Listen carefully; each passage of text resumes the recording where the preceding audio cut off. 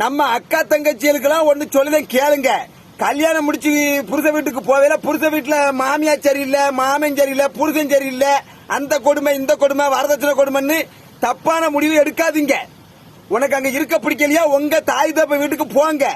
அப்படியே முடியல இந்த புருஷன் கூட தான் நம்ம வாழ நினைச்சேன்னா வீட்டுல அம்மிக்கல் இருக்கும், அம்மிக்கல் இருக்காதோ கிரைண்டர் கல் இருக்கும். புருஷன் உறங்கிட்டு இருக்கும் போது அவன் முட்டிலே ஒரு போடு அதோட அவன் கால் ஒடிஞ்சிரும். அது பிறகு கடையில போட்டு அவனுக்கு கஞ்சி ஊத்திக்கலாம். மாமி கெண்ட காலில் போடு. மாமியால விளக்க மாத்த வச்சு நல்ல உச்சந்தலையே அடி. நீ அடிக்கிற அடியில அடுத்து உன்கிட்ட எந்த அடுத்த பேச்சே பேசக்கூடாது. நீ இதிலெல்லாம் ஏதாவது கொன்னாதான் பிரச்சனை, கொன்னாதான் பிரச்சனை. நீ கைய கால ஒடிச்சு எந்த பிரச்சனையும் வராது. அப்படி பிரச்சனை வந்தா ரெண்டாவது பாத்துக்கலாம். அதுக்காக தப்பான முடிவு தற்கொலைக்கெல்லாம் பண்ணாதீங்க. நிறைய வீடியோ செய்தியில இந்த இதெல்லாம் பார்க்கும்போது ரொம்ப மனசுக்கு வேதையா இருக்கு. அக்கா தங்கச்சி தப்பான முடிவு எடுக்கையில உங்களை பிள்ளையா பெத்து வளர்த்து ஒரு கையில லட்சக்கணக்கில் செலவு பண்ணி கெட்டி கொடுத்தா நீங்க இப்படி விட்டுட்டு பேரணுமோ? உங்க தாய் தோப்பு நினைக்க கூடாதோ? உன் கூட பிறந்தவன் நினைக்க கூடாதோ?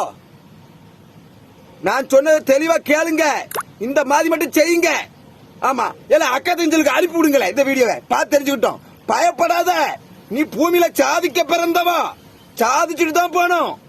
தப்பான முடிவு மட்டும் எடுக்கப்படாது. நான் சொல்லிவிட்டேன், கேட்டுக்க.